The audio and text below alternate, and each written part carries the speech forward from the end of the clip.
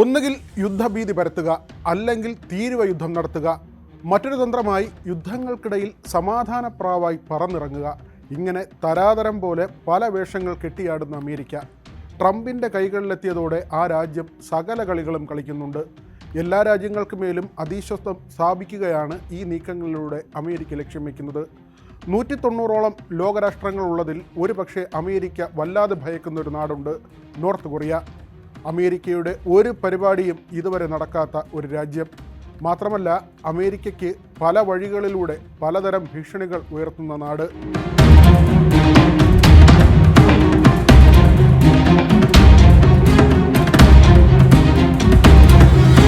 നമ്മുടെ നാട്ടിലുള്ള ഒരു സമ്പന്ന കുടുംബം.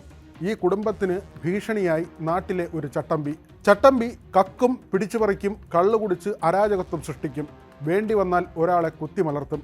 അമേരിക്കയെ സംബന്ധിച്ച് അങ്ങനെ ഒരു ചട്ടമ്പിയാണ് ഉത്തര കൊറിയ. കള്ളക്കടത്തും ലഹരി ആയുധ വ്യാപാരങ്ങളും സർക്കാർ നിയന്ത്രണത്തിൽ നടത്തുന്ന ഒരു ക്രിമിനൽ രാജ്യമെന്ന് ഉത്തര കൊറിയയെ വിശേഷിപ്പിക്കാം. ന്യൂയോർക്കിൻ്റെ വലിപ്പം മാത്രമുള്ള ഉത്തര കൊറിയ പല കാരണങ്ങളാൽ അമേരിക്കയുടെ ഉറക്കം കെടുത്തുന്നു. വ്യാജ അമേരിക്കൻ ഡോളർ വ്യാപകമായി അടിച്ചിറക്കിയാണ് അമേരിക്കൻ സമ്പദ് വ്യവസ്ഥയ്ക്ക് ഉത്തര കൊറിയ ഭീഷണിയാകുന്നത്. അമേരിക്ക അച്ചടിക്കുന്ന ഡോളറിനെ വെല്ലുന്ന തരത്തിലാണ് ഉത്തര കൊറിയയുടെ വ്യാജൻ. അച്ചടിമഷിയും പേപ്പർ നിലവാരവും മറ്റ് മുദ്രകളുമെല്ലാം ഒറിജിനലിനെ വെല്ലുന്നതാണ്. ആണവ പരീക്ഷണം നടത്തിയതോടെ പരിപൂർണമായും അമേരിക്കയുടെ ബ്ലാക്ക് ലിസ്റ്റിലാണ് ഉത്തര കൊറിയ. രാജ്യത്തിനെതിരെ അമേരിക്ക ഉൾപ്പെടെ പല നാടുകളുടെയും സാമ്പത്തിക ഉപരോധം നിലനിൽക്കുന്നു. കൊറിയൻ കപ്പലുകൾക്ക് പല രാജ്യങ്ങളുടെ തീരത്തും അടുക്കാൻ കഴിയില്ല. വിവിധ രാജ്യങ്ങളിലെ തീരത്ത് നിരോധനവുമുണ്ട്. സിന്തറ്റിക് ലഹരിയും ആയുധവും കടത്തുന്ന ഉത്തര കൊറിയൻ രീതിയാണ് ഈ നിരോധനങ്ങൾക്ക് കാരണം.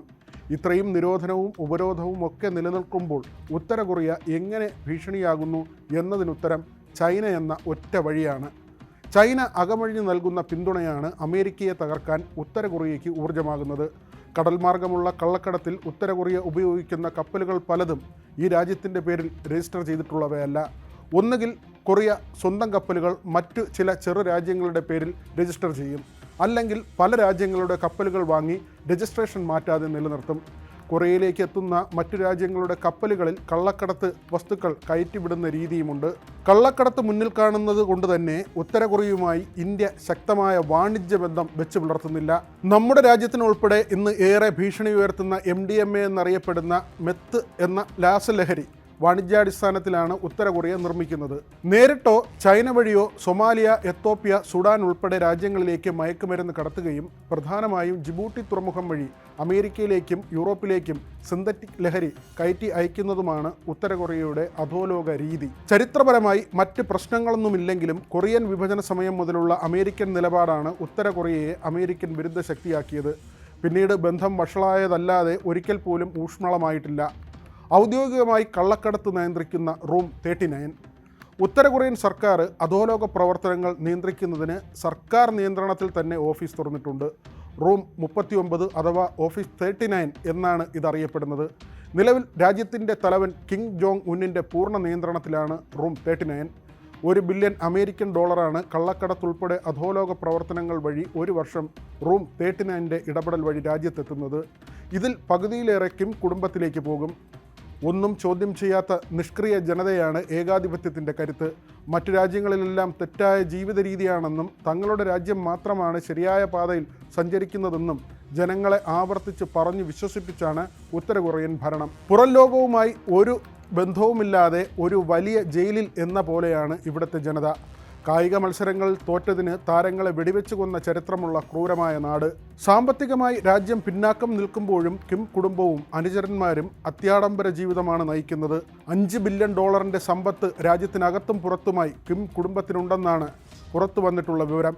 കിം കുടുംബത്തിൻ്റെ ബിസിനസ് കൈകാര്യം ചെയ്യുന്ന റൂം 38 കള്ളപ്പണം വെളുപ്പിക്കുന്നതിനും കിം കുടുംബത്തിൻ്റെ ഇല്ലീഗൽ ബിസിനസ്സുകൾ കൈകാര്യം ചെയ്യുന്നതിനും സർക്കാർ സംവിധാനത്തിൽ തന്നെ പ്രവർത്തിക്കുന്ന ഔദ്യോഗിക സംവിധാനമാണ് റൂം 38. 1947 ഉത്തര കൊറിയ സ്ഥാപിച്ച കൊറിയൻ നാഷണൽ ഇൻഷുറൻസ് കോർപ്പറേഷനാണ് കള്ളപ്പണം വെളുപ്പിക്കലിൻ്റെ കേന്ദ്രബിന്ദു. യൂറോപ്പിൽ മാത്രം 80 മില്യൺ പൗണ്ടിൻ്റെ ആസ്തിയുള്ള സ്ഥാപനം. ഇതിനു പുറമെ വിവിധ രാജ്യങ്ങളിലായി കള്ളപ്പണം വെളുപ്പിക്കാൻ കടലാസ് കമ്പനികൾ. ഇതിൻ്റെ എല്ലാം അക്കൗണ്ടിൽ കോടാനുകോടികൾ. ഷെൽ കമ്പനികളും ഓഫ് ഷോർ അക്കൗണ്ടുകളും ഉപയോഗിച്ചാണ് കള്ളപ്പണം പ്രധാനമായും വെളുപ്പിക്കുന്നത്. ആയുധ ഇടപാടും ലഹരിക്കച്ചവടവും അന്താരാഷ്ട്ര തലത്തിലെ മനുഷ്യക്കടത്തും പെൺവാണിഭവും എന്നുവേണ്ട ഡാർക്ക് നെറ്റിലെ ഇടപാടുകളിൽ വലിയൊരു ശതമാനവും കൈകാര്യം ചെയ്യുന്നത് ഉത്തര കൊറിയയാണ്. വിവിധ രാജ്യങ്ങളിലായി വ്യാപിച്ചു കിടക്കുന്നതും കിം കുടുംബത്തിൻ്റെ ഉടമസ്ഥതയിലുള്ളതുമായ പോങ് യാങ് റെസ്റ്റോറൻറ്റുകളും ലഹരി വിൽപ്പനയുടെ കേന്ദ്രങ്ങളായാണ് അറിയപ്പെടുന്നത്. 140 റെസ്റ്റോറൻറ്റുകളാണ് ലോകത്താകെയായി ഗ്രൂപ്പിന് കീഴിലുള്ളത്. ശതകോടീശ്വരന്മാർക്ക്, പ്രത്യേകിച്ച് ചൈനയിലെ അതിസമ്പന്നർക്ക് കള്ളപ്പണം വെളുപ്പിച്ച് കൊടുക്കുന്നതിന് വേണ്ടി കൂടിയാണ് റൂം 38ൻ്റെ പ്രവർത്തനം. ഡെയ്സോം ബാങ്ക് എന്ന പേരിൽ തന്നെ ധനകാര്യ സ്ഥാപനം ഇതിനായി തുറന്നിട്ടുണ്ട്. മറ്റ് രാജ്യങ്ങളിലെ ബ്രാഞ്ചുകൾ തുറക്കുകയോ അല്ലെങ്കിൽ അവിടങ്ങളിലെ ചെറുകിട ധനകാര്യ സ്ഥാപനങ്ങളെ വാങ്ങി ഡെയ്സോമിന് കീഴിലാക്കുകയോ ആണ് കള്ളപ്പണം വെളുപ്പിക്കാൻ സ്വീകരിക്കുന്ന മാർഗം. ഇന്ത്യ ഉൾപ്പെടെ പല രാജ്യങ്ങളും ബാങ്കിംഗ് രംഗത്ത് വിദേശ നിക്ഷേപം അനുവദിക്കാത്തതിൻ്റെ കാരണം ഇപ്പോൾ മനസ്സിലായില്ലേ? അനധികൃത ആയുധക്കടത്തിലും ഉത്തര കൊറിയയാണ് ലോകത്തിലെ ഏറ്റവും വലിയ ഇരുണ്ട ശക്തി.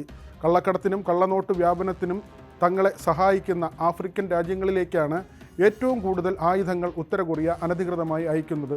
ഈ രാജ്യങ്ങൾ വഴി ആയുധക്കടത്തും വ്യാപകമായി നടത്തുന്നു. ഇതിൽ തന്നെ വലിയൊരു പങ്ക് ചൈനീസ് നിർമ്മിത ആയുധങ്ങളാണ് എന്നാണ് കണക്കാക്കുന്നത്.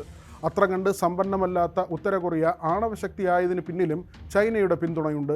ഇറാൻ ഇറാഖ് യുദ്ധസമയത്ത് ഇറാന് ആയുധം സപ്ലൈ ചെയ്ത് $4 ബില്യൺ ഉത്തര കൊറിയ നേടിയത്. പാകിസ്ഥാനും ഐസിസിനും ഹിസ്ബുള്ളയ്ക്കും ഉത്തര കൊറിയയിൽ നിന്ന് ആയുധം എത്തുന്നുവെന്ന വിവരവും നേരത്തെ പുറത്തു വന്നിരുന്നു. ലോകത്ത് വിറ്റഴിക്കുന്ന സിഗരറ്റിൻ്റെ 20% ഉൽപ്പാദിപ്പിക്കുന്നത് ഉത്തര കൊറിയ എന്നാണ് കണക്കാക്കുന്നത്. ലോകത്തിലെ പ്രമുഖ ബ്രാൻഡുകളുടെ സിഗരറ്റുകൾ വ്യാജമായി നിർമ്മിക്കുന്നതാണ് രീതി. സൗത്ത് ഏഷ്യൻ രാജ്യങ്ങൾ കഴിഞ്ഞാൽ ഇത് ഏറ്റവും കൂടുതൽ വിറ്റഴിക്കുന്നത് അമേരിക്കയിലാണ്. $100 ബില്യൺ വ്യാജ സിഗരറ്റ് വിൽപ്പനയിലൂടെ ഉത്തര കൊറിയ നേടുന്നത്. ലഹരി വസ്തുവായ ഓപ്പിയം ലോകത്ത് ഏറ്റവും കൃഷി ചെയ്യുന്ന രാജ്യങ്ങളിലൊന്നും ഉത്തര കൊറിയയാണ്. സകലരെയും വിറപ്പിക്കുന്ന അമേരിക്കയുടെ എന്നത്തെയും പേടി സ്വപ്നമാണ് ഉത്തര കൊറിയ. 1500 കിലോമീറ്ററിലധികം സഞ്ചരിക്കുന്ന ബാലിസ്റ്റിക് മിസൈലുകളും ആണവ മിസൈലുകളും അമേരിക്കയുടെ ഉറക്കം കെടുത്തുന്നവ തന്നെ. തമാശയ്ക്ക് ഇങ്ങനെ പറയാം, ട്രംപിന് ചെറിയ നൊസ്സുണ്ടെങ്കിൽ അതിനേക്കാൾ വലിയ ഭ്രാന്തനാണ് കിം ജോങ് ഉൻ.